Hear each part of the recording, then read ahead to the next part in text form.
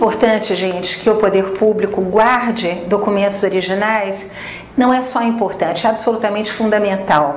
A história do nosso país depende justamente de que o poder público tenha consciência de que a análise do nosso passado, dos nossos problemas e as soluções que virão estão justamente nesses velhos documentos. Existe uma legislação que convida todos os municípios a serem guardiões desse passado, desses preciosos documentos, e eu lembro a todos que estão me ouvindo que para o bem ou para o mal, essa obrigatoriedade deve ser cumprida.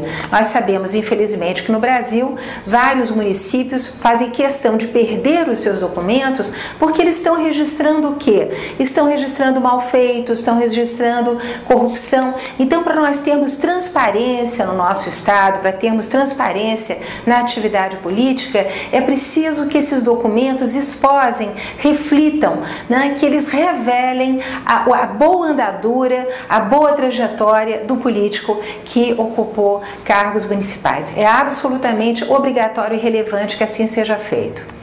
Algum documento encontrado em arquivos mudou a história do Brasil? Eu vou dar apenas um exemplo que é bastante emblemático. Todos nós temos o nosso Tiradentes como grande herói da Inconfidência, um herói que depois foi retomado pelos republicanos para enterrar justamente a família imperial, mas documentos recentemente, não só descobertos, mas analisados por um jovem historiador, provam que Tiradentes, ao invés daquele pobre arrancador de dentes, enfim, barbeiro que saía aí pelas serras mineiras tirando dentes e se ocupando dos pobres, era ao contrário, um homem riquíssimo que explorava datas de ouro, tinha escravos, tinha fazendas, tinha bens. Mais do que isso, esses documentos revelam que Tiradentes arranjou um laranja, essa figura aí tão corrente da nossa política brasileira. Ele colocou em nome do sócio todos os bens que ele tinha na esperança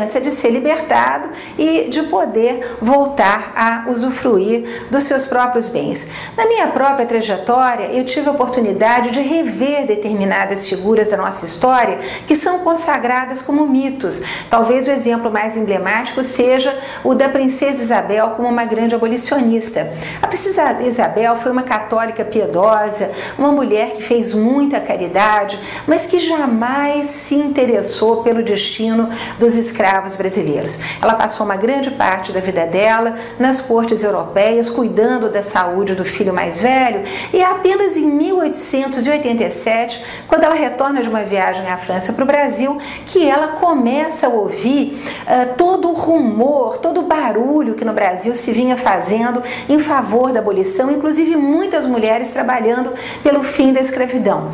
Ora, meus amigos, foi apenas em fevereiro de 1888, portanto, 4 meses antes da assinatura da lei de 13 de maio, que, pressionada por Rebouças, né, a Isabel vai dar o primeiro passo em favor da abolição. Ela começa a organizar os famosos desfiles de carros, né, e batalhas de flores em Petrópolis, e a partir daí faz um ou outro evento com a finalidade de angariar bens para justamente libertar escravos. Mas não foi nunca, jamais uma abolicionista. Essa imagem, né, da princesa redentora, da princesa abolicionista, vai ser construída mais tarde por jornalistas abolicionistas que de alguma maneira quiseram associar o nome da princesa a esse longo processo que foi sobretudo capitaneado pelos próprios escravos, pelos republicanos, pelos militares, pelos positivistas, pelos espíritas, enfim, por todos os brasileiros que se preocupavam